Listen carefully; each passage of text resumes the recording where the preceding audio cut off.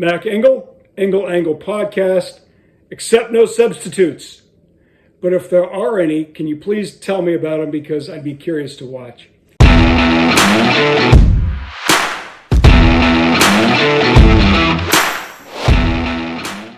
I am very excited about introducing my guest for this latest episode of the Engel Angle. He is Mr. Jim Lampley. And Jim, for a long, long time, was one of the precious few faces of television sports broadcasting. You probably knew him because he had fantastic hair and an incredible ability to enunciate periods, commas, semicolons just as easily as he would consonants and vowels. No one enunciated like Jim Lampley. Guy did it for 50 years. 50 years Jim Lampley was in the game, and he called damn near everything. For a long time, he was the face of the Winter Olympics, the Summer Olympics, along with National Football League, baseball, basketball, everything. USFL, Wimbledon, NASCAR, HBO Real Sports. I've got the list here. It just goes on and on. Well, Jim's back at it. And he is back with the sport that he is probably most well known. I'm talking about boxing. Jim, for a long time, was the voice of HBO Sports broadcasts of the sport of boxing. And that covered Mike Tyson, Evander Holyfield, everybody. If there was a big fight, chances were great Jim was the guy on the call. Jim will be a part of the telecast for this Saturday night's big fight in Las Vegas, Nevada, that will be carried on ppv.com. No subscription required. That's actually a big deal. ppv.com, when Canelo Alvarez, the pride of Mexico, takes on Edgar Berlanga. That's right, Canelo Alvarez versus Edgar Berlanga. Saturday night in Las Vegas from the T-Mobile Center. You can find Jim Lampley there. But before you do, please welcome the one, the only, the star of Blades of Glory, Jim Lampley. And actually, you and I have something in common in the fact we have both been college teachers, college professors. So, really? Yes. Where did you teach? I did as an adjunct at TCU, and I did as an adjunct at SMU. And so when I saw that you did it at North Carolina, Chapel Hill, I had a laugh. I was like, I wonder if he hated grading as much as I did.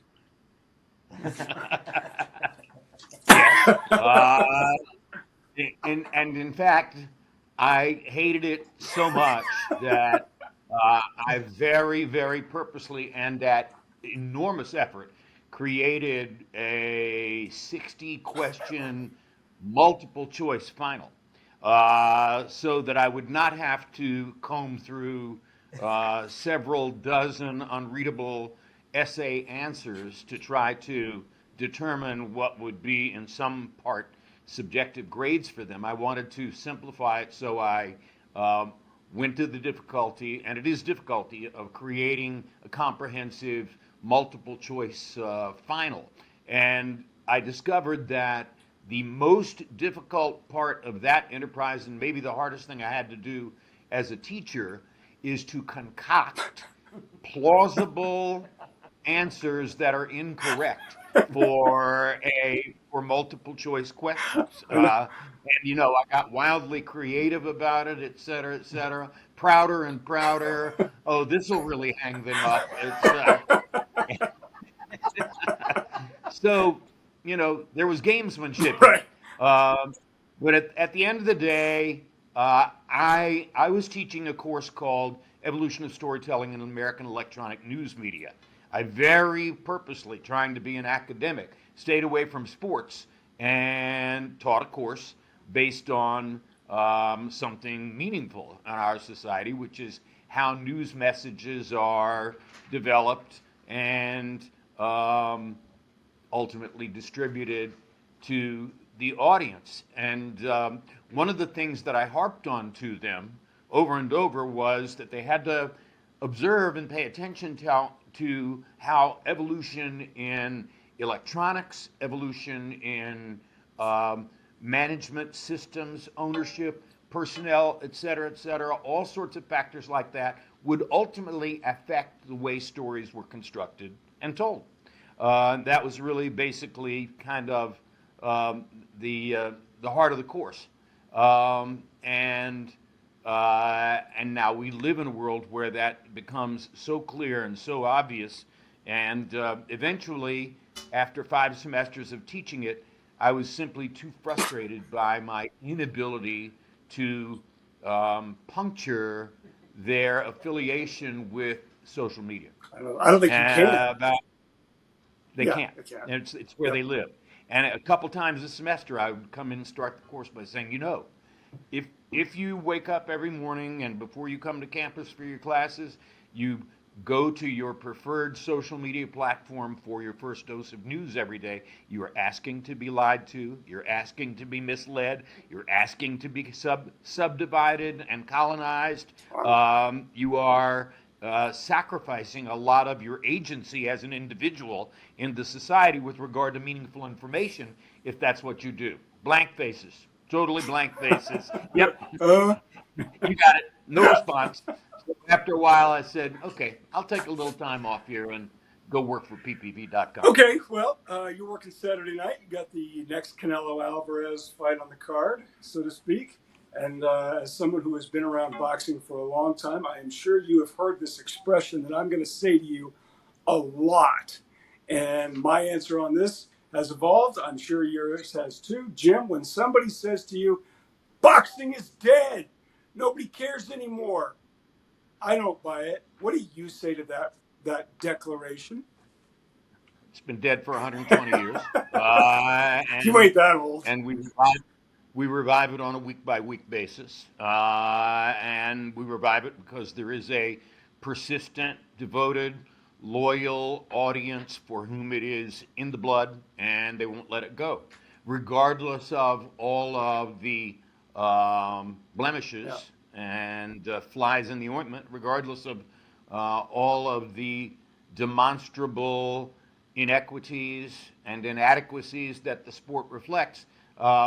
It's still somehow necessary to our global constitution. It's not just necessary here in the United States. It's necessary to virtually every culture in the world. And so Larry Merchant, to me, had the single best and most succinct response to that. Boxing can't fix it, can't kill it. Okay, so having been around the fight game for as long as you have, Jim, has the sport really changed that much? No. When I first started covering boxing in the middle 80s at Oh, ABC, yeah.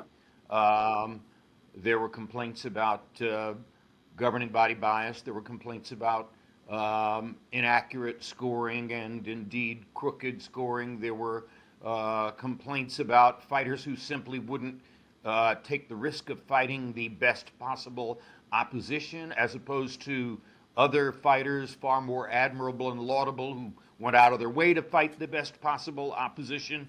And all the same conditions that we see now and write about and talk about now, they were there 40 years ago when I first began covering boxing, and they're still there now. So you've seen one of the challenges, you briefly alluded to it there, that we've seen in the sport is getting the best fighters to fight each other.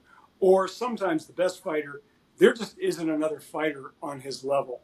So it doesn't really matter who you put in the ring against him. It's just really not that close. And I think there are two guys out there right now, and I hope you can address this, that people like me would love to see get in the ring. And that's Canelo and Bud Crawford. I know that there's a lot of particulars around this matchup, even potentially even being discussed. Is it even realistic, Jim, that we could think that maybe one day these guys will actually fight each other? Maybe. It depends. I mean, now you have this Saudi Arabian sheikh Oh, yeah. who wants to follow in the footsteps of Tex Rickard, Don King, Bob Arum, and become a sort of individual kingmaker in the sport. And he professes to have a very strong desire to see Canelo fight Terence Crawford and tried to get it done this time around.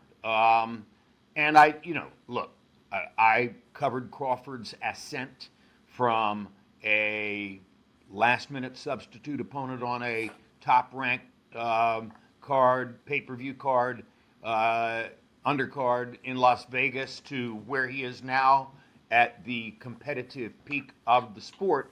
But even I have to acknowledge that the notion that a 147-pound fighter can, within a very short, manageable period of time, go up 21 pounds to 168 and be competitive against a guy who's been fighting at 168 for years and has claimed the mantle of best dollar-for-dollar fighter in the sport while doing so is perhaps a stretch. I'm not sure that I'm going to see circumstances under which I think Terence Crawford can beat Canelo Alvarez. More pertinent to a lot of fans right now is whether David Benavidez could beat him.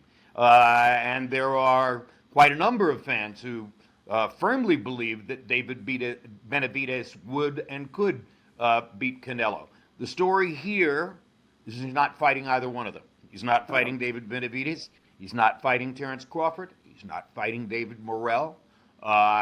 He's fighting a guy who has a certain set of credentials on paper, but no ringside expert I know really buys the argument that Edgar Berlanga is a high-level, credible opponent against Canelo Alvarez in this circumstance. This looks like a relatively perfunctory Canelo Alvarez win.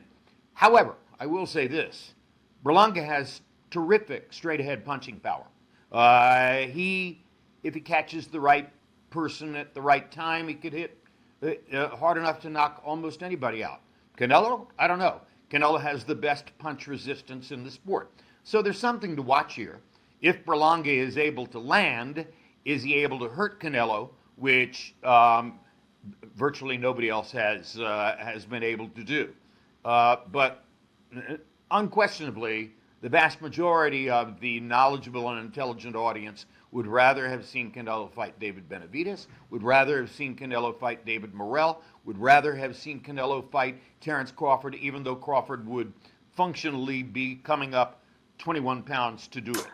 We're seeing some sports now kind of tip their toe into pay-per-view models. For the longest time, it was boxing, and then it was combat sports like UFC. And I'm dying to get your thoughts on this because you've been in the fight game for so long. Was the pay-per-view model that boxing embraced decades ago good for the sport, or do you think, as some critics have suggested, that it ultimately hurt its growth and popularity? In terms of broad-based competition and maximum public exposure for all of the fighters, not just one or two, whom the public might want to see, it would have been better if we could have kept the Gillette Friday night fights forever. We couldn't keep the Gillette Friday night fights forever. Commercial television in that form wasn't going to exist forever. We have long ago embarked on a path toward the highest possible payoff, maximum intensity, based on what is the highest price consumers will pay to see the fight.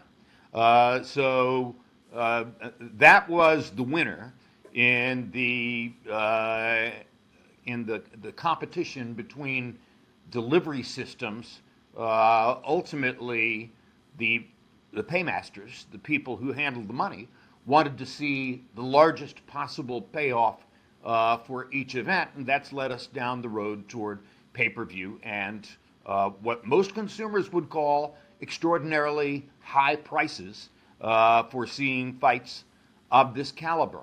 Are we going to be able to put the genie back into the bottle? Probably not. This is where we are. This is probably where we're going to stay until there's some concrete evidence that this is going to kill boxing. And again, can't fix it, can't kill it. Okay, Jim, I want to, putting the genie back in the bottle, I want to go in a time machine and go back to when you were starting out, a young Jim Lampley. You did something that I don't see many sportscasters or even announcers do, which is separate yourself from the pack with a delivery that is truly unique because your enunciation is better than anybody else. And I'm talking Bob Costas, you name the guy. Jim Lampley's voice and delivery stood above everybody else. I'm not saying that just because you're on the screener with me. I'm saying that because I mean it. And I've even tried to emulate it sometimes. Was it deliberate, Jim, that you said, I'm going to do it this way? And, or was it something that just sort of organically happened? It was built in. There's no other way that I could have or would have done it. I was raised by a twice widowed Wow. mother who was left with me when my father died when I was 5 years old. That was the second of her two Air Force bomber pilot husbands to die. She's the person who walked me down a hallway at an adult party in Hendersonville, North Carolina in 1955 and said, sit down here. I was 6 years old. Sit here. Watch this television set. You're going to be watching the Gillette Friday night fights. Sugar Ray Robinson versus Bobo Olson for the middleweight championship of the world. If your father was still alive, this is what you would be doing. And in the next 90 minutes, a man named Don Dunphy is going to teach you everything you need to know about boxing.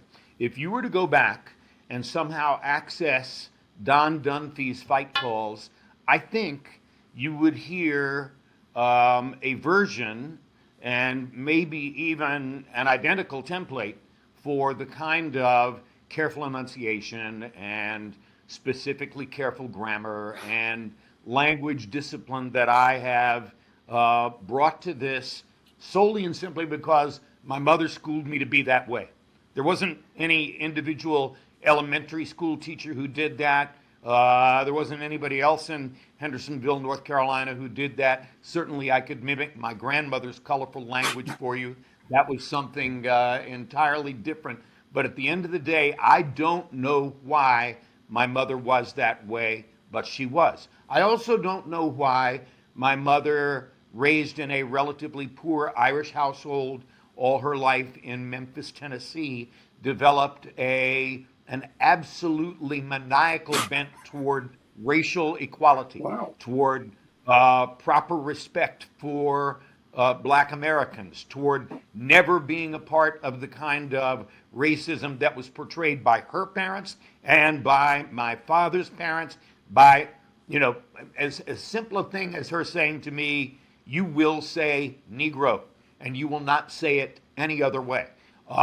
So I don't know how it was that my mother reached that point, but it led to her, for instance, saying to me, you need to watch Sugar Ray Robinson because he's the best fighter in boxing, and oh, by the way, he's a dancer in the ring.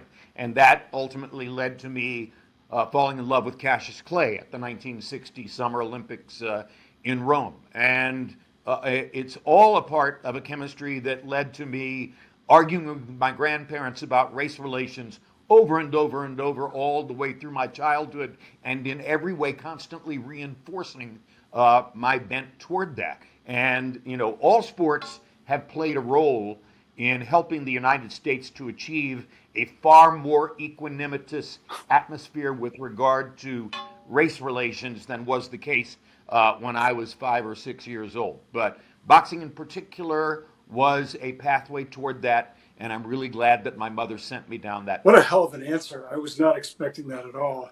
Okay, so you go from watching those fights on Friday night to calling some of the most significant fights in the history of the sport. And one that I can remember, of course, I can still hear your call. And down goes Tyson.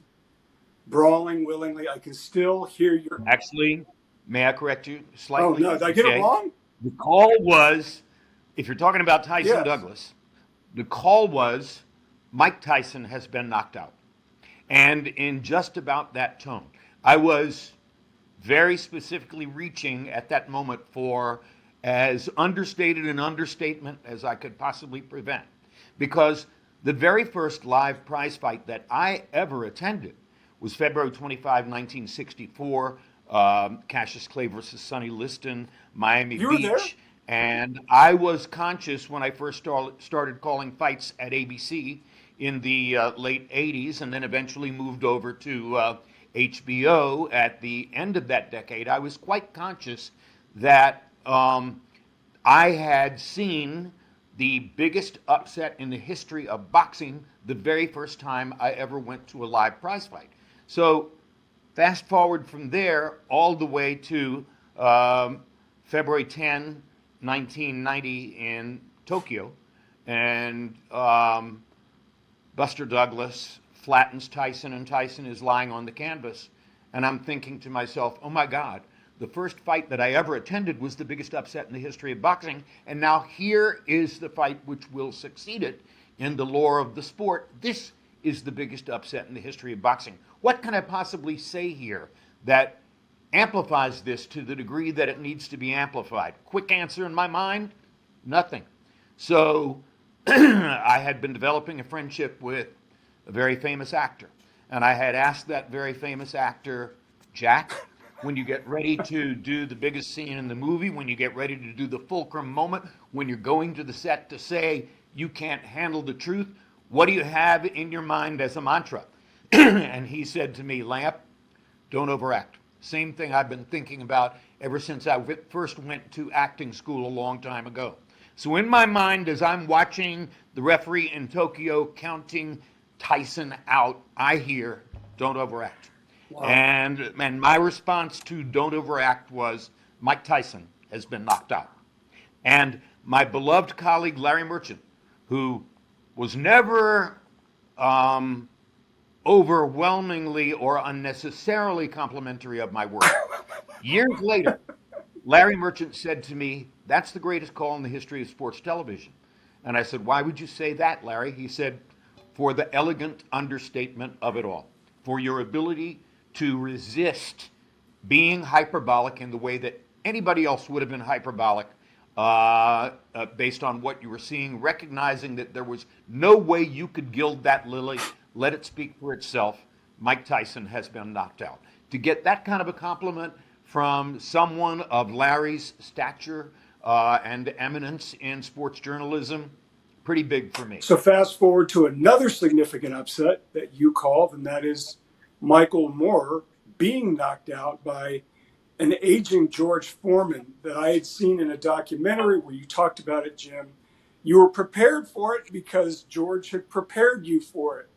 But when it happened, when he landed that just crushing right hand to Moorer's chin and knocked him out, all the preparation you could have done, could you really have prepared to call what you were saying? Well, I didn't believe it was going to happen, even though he had told me on 2 or 3 occasions, and the words were always the same. You watch, Jim. He will come and stand in front of me at a moment late in the fight and let me knock him out. Always those words.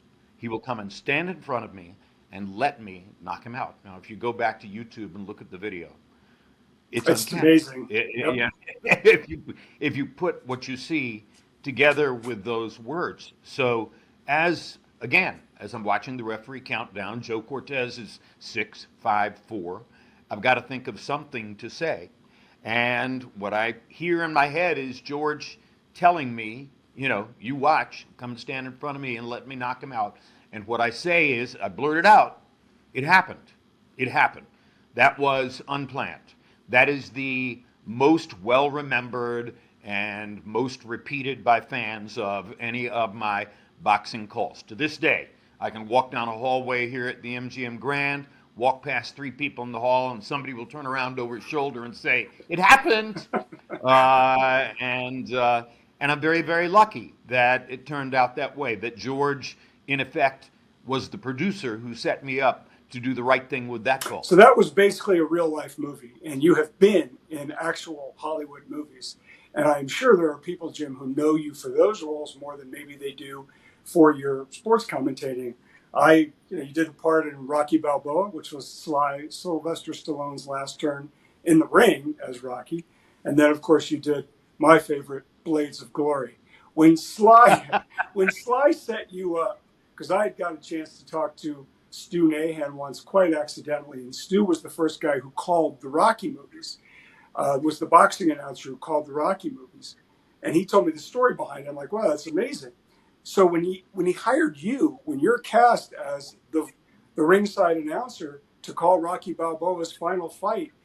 Was there a script, Jim, or it was, hey, you're a pro, call the fight? Because that's what he did with Stu Nahan.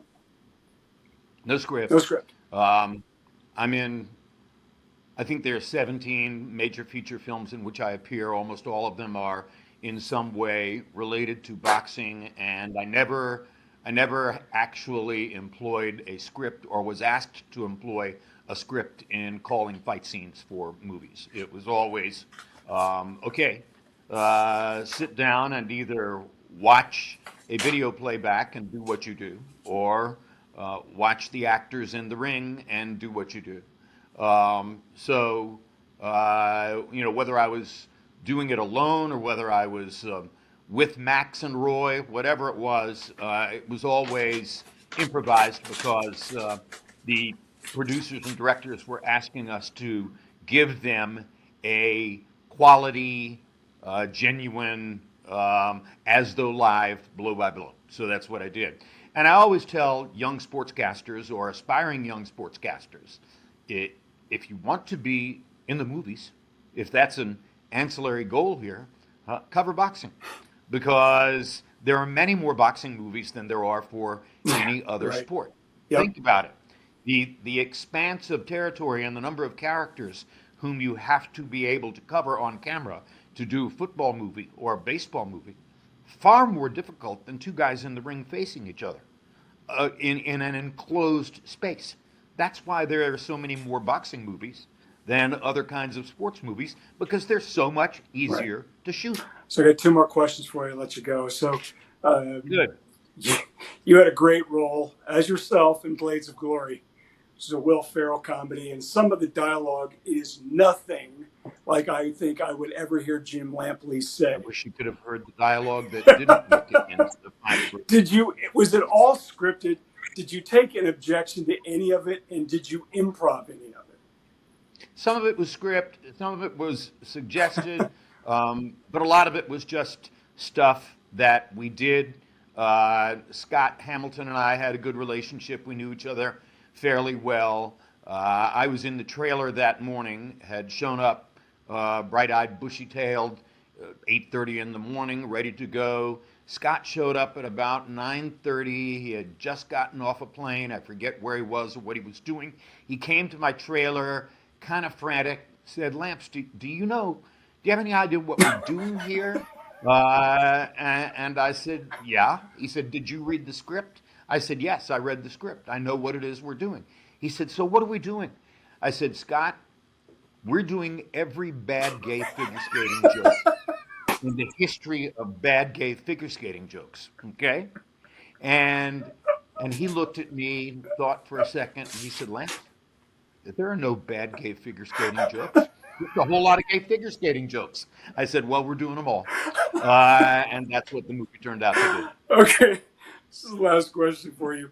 I'm sure you've had this before for a long time now. When a young person, let's say 20 years old, and they're starting out and they come up to you and they say, Mr. Lampley, I would love to do what you do. What do you tell them? I tell them that there are tens of thousands, hundreds of thousands, maybe millions of them who know sports, care about sports, pay attention to sports, are probably just as devoted to sports as they are. If my mother had been able to put into a handbook all the things that she taught me when I was a child, first and foremost would have been, it's about the English language. It's about your ability to use the English language. It's about grammar. It's about syntax. It's about vocabulary. It's about word choice. All of those things are far more the platform on which you're going to rise and fall than your knowledge of sports. So in order to be confident in doing this, in order to be able to be the centerpiece of a 3-hour live telecast in which anything can happen because sports are chemical, organic, and idiosyncratic, and in every single fight or game you're going to see something that you might not have seen before, the way to be confident is to have maximum command of the English language. I'm 75 years old.